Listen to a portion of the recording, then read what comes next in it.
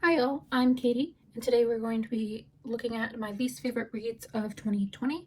This year I read 77 books, and I did not read any books that were below a 3-star. So all the reads that I'll be talking about today I gave a 3 or 4 stars to.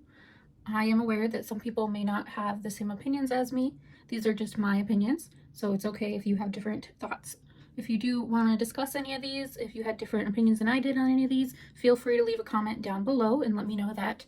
Also, let me know any of your least favorite reads of 2020 if you wanted to do that as well. And without further ado, let's get on with the video. The first book I am putting on the list is Oasis by Cat Pajamas. This book started out great and had a very interesting premise. It's about a girl who goes with her friends to her dad's archaeological dig site in the desert. And at some point, her and her friends get separated from the site and they get essentially lost in the desert and they find an oasis at some point.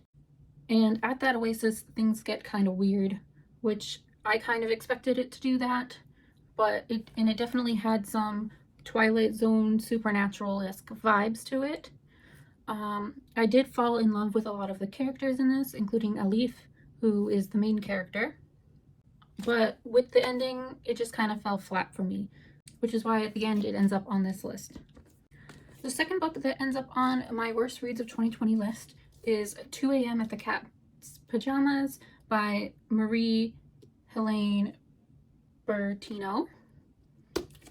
This book was pretty confusing to get into, and it was hard to understand what time period it was set in. It did give off a lot of like 60s-esque, 70s vibes to it, which isn't a problem, but it felt like it was also supposed to be more of a modern read, so it was kind of confusing to figure out what time period the book was supposed to be set in. I also think the author was trying to do too many things and tell too many different stories throughout this short setting of only a couple of days. I believe it was supposed to be an adult fiction book, but one of the characters was a 9-year-old girl, which is not necessarily a bad thing because I do like a lot of young adult reads, and I think I spend most of my reads reading young adult, so that wasn't really an issue for me. It was more how unlikable the 9-year-old character was that made it a little bit difficult for me to get into, and I couldn't really connect with her too well. My favorite characters of the book were Serena, who was a 30-something-year-old teacher who had just gotten a divorce, which I was able to kind of connect with her a little bit, and I liked where her story was going as well. And I did like the club owner's son, who was a 16-year-old who was trying to get into music himself. He seemed like a fun character to have in the story, but they both had very little screen time, well, page time. So at the end, it really just kind of felt like a lot of things tried to happen, but not a lot of things actually happened, and this story kind of fell flat for me as well. This one was definitely a lower 3-star read for me, and by the end of the book, I just felt like nothing happened, and I almost regret finishing the book entirely. The third book that goes on this list would be Tara by J.G. Possum. This book came out in 2018, and I picked it up from a local bookstore near me. It's about a group of 212 people who go off on a spaceship to a Goldilocks planet because Earth is no longer going to be inhabitable.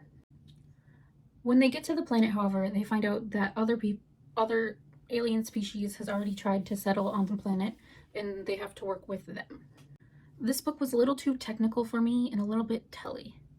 I don't know if any of you guys have taken a creative writing or short story class or something like that before, but one of the first things they tell you in there is to show the audience what you're trying to do instead of just telling them things. This book did a lot of telling, which made it kind of a boring read, but this is probably one of the only ones on the list. If they did come out with another book in the series, I would actually pick it up because the story was so interesting, even though it was kind of hard to get through during certain points because of how the author chose to write it. And the last book on the list would be Go Ask Alice by Anonymous/Beatrice Sparks. This book came out in 2006, I believe, and it was kind of a crazy read, and it definitely was not boring. but it does have a lot of trigger warnings, so if you haven't read this book yet, I would go and research those before you pick this one up. The main reason this book is on this list is because of how unsettling I felt by its ending. I wasn't surprised by how it ended, but I guess I'm just kind of unhappy about how we got to the ending.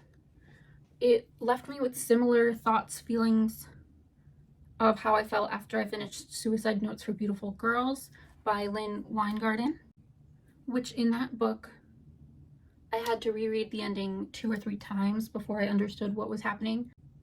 But I really could connect with those characters, unlike in Go Ask Alice, where I couldn't really connect with the storyline. And by the end of the book, I just felt unsatisfied, and I wish something else was done. I know it's written like journal entries, so you can't really go back and fix those, because if they're supposed to be like a real life situation, then that's just how it would have ended.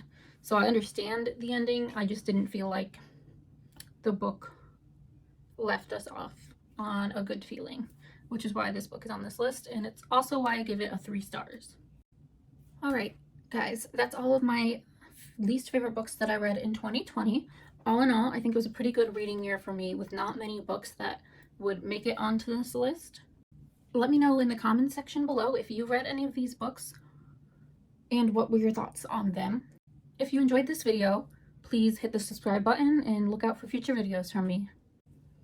And until the next time, bye guys.